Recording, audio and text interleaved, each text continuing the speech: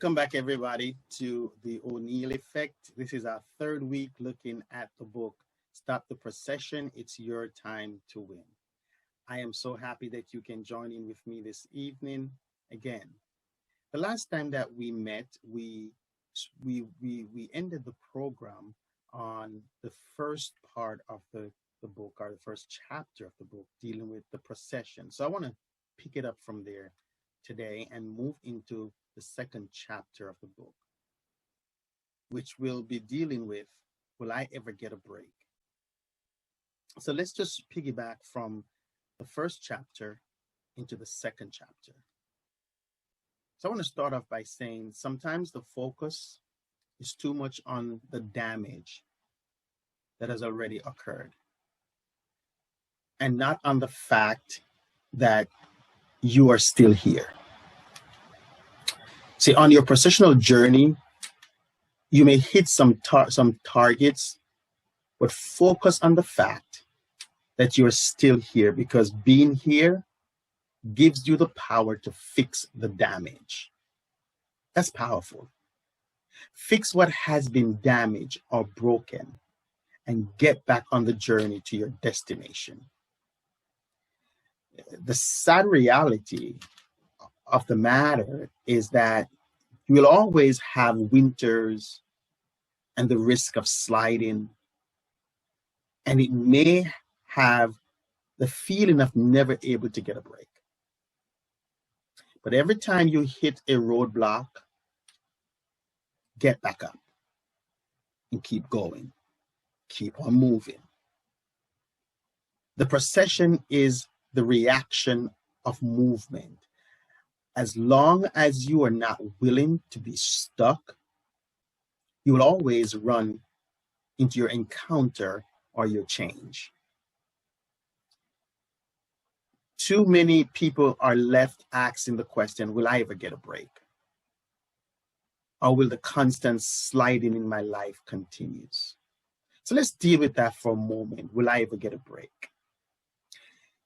That is a question that is famously asked by individuals who feels like they're always having things hurtled at them.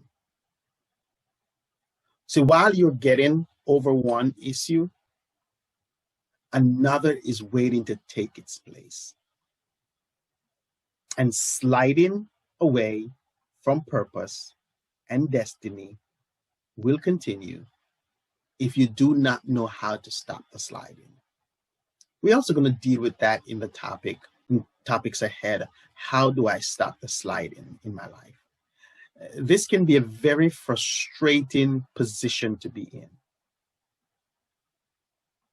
See, some people call it bad luck. But whatever you might call it, you can say it is an unsettling feeling to always feel like no matter what you touch, falls apart. It's like you never get a chance to enjoy something. It's like all the bad luck of life is following you. Well, can I tell you that's a myth? And here's the reason why. Because in this book, I am going to show you that what you call bad luck, I call it lesson. Because you have to go through some lessons so that two things can happen. One, that you can have a backbone to be able to handle the next phase of your life. Number two, you go through that because you need to be a teacher to somebody. You can't teach somebody something that you have not experienced. You see, life will sometimes come at you hard and fast. You feel like things just kept going at you, just kept going at you. It's like one here finished and another one takes its place. It just kept going at you. And you wonder what in the world is happening. It doesn't wait for you to get over one struggle. It just makes it seem like nothing is working out the way you want it to. It is like you're always working hard for everything, while some people, Looks like they are always getting ahead no matter what they are faced with. And you're always having setbacks. And so you're asking yourself, will I ever get a break? See, the purpose of this book is to show you that break is coming. Yeah. And the problem we have is that many of us, we have lost ourselves in the process of the setbacks that we're having. We've lost ourselves. We've lost our drive. We've lost our motivation. We've lost our will to get up. You would have to love life to live life. Say that again. You have to love living to live. You have to love living to live. And the only way that you're going to live is how you handle the setbacks of your life. See, let me put it this way, the best way you can celebrate you is looking back at where you are coming from and how you survived that. See, many of us, we would love for life to unfold like a beautiful spring flower. But life plays unfairly and just keeps kicking you. And while you're down, when you feel like you're getting over, life just kicks you again. It is testing you. It's looking to see your strength. It wants to know how you're going to handle every situation in your life. Now, some of you call it the devil, some of you call it warfare, some of you call it different things. At this moment, can I call it life?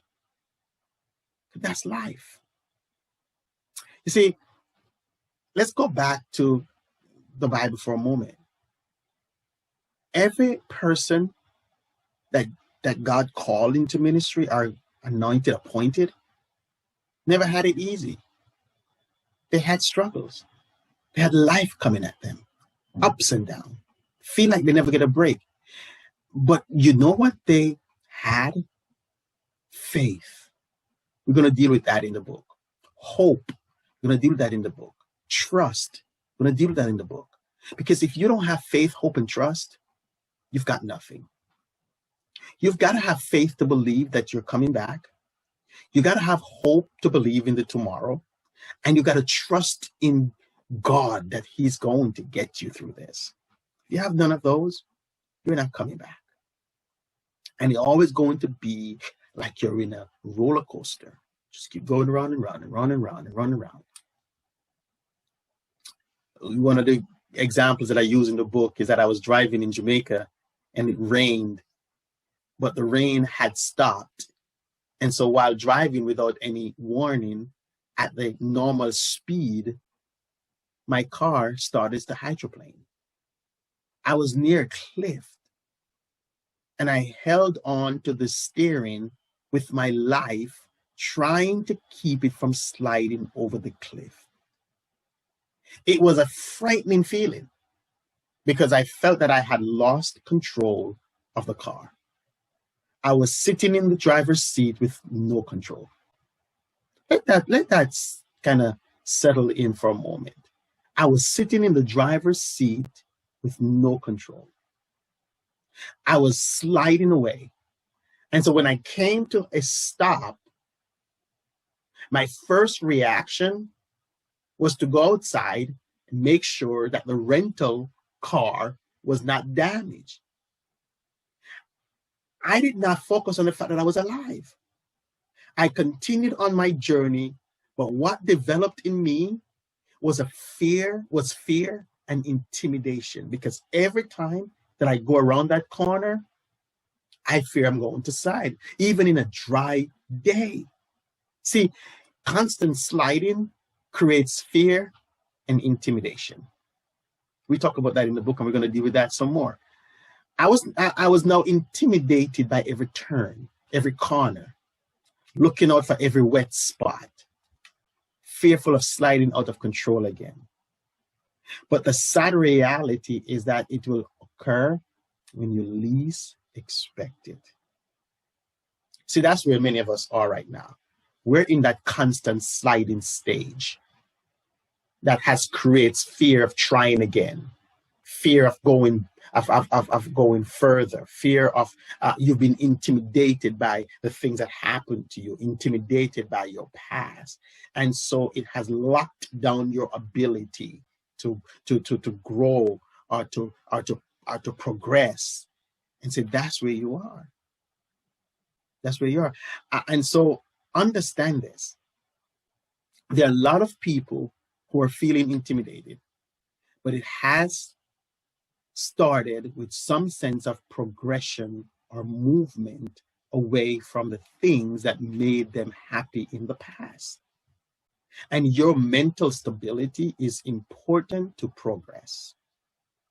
See, when this happens, it feels like you can never get a break to laugh again, always feeling sad and broken, feeling of not able to get a break, then you start losing the ability to think positively. When your mind starts conjure that type of emotional feeling, you have already been defeated. So while your reality is your reality, never let your mind settle for your reality. Now that's tricky and powerful, because according to, and I'm going to wrap it up here, according to one writer from Stanford Education Department, he says, our minds aren't passive observers, simply perceiving reality as it is. Our minds actually change reality. So that again, we quote it again. Our minds aren't passive observers, simply perceiving reality as it is. Our minds actually change reality. You have to learn, like a car that has no power steerings, how to manually turn your mind. This doesn't just happen overnight. You have to first have a spiritual connection that helps to create that confidence in you, coupled with the experience of overcoming different battles. So, as we wrap this up, to be able to train your mind in thinking positive things is for you to be able to visualize positive things happening in the constant sliding of your life. This is when you see it before it happens. This will be more highlighted in the book as we go on. And so as we wrap it up today, and as I've said in the last 2 sessions, please go out and get this book. Pre-order it for $20. Or if you want to be an investor, say, Bishop Oneil, I believe in you. I've been on for the last 2 weeks, and the book has really touched me, ministered to me. I want to sow a seed in helping getting this book out. Go to Cash App, 201-966-8814. Use that number. Or go to Zelle and use Oneil Ministries. It's Oneil.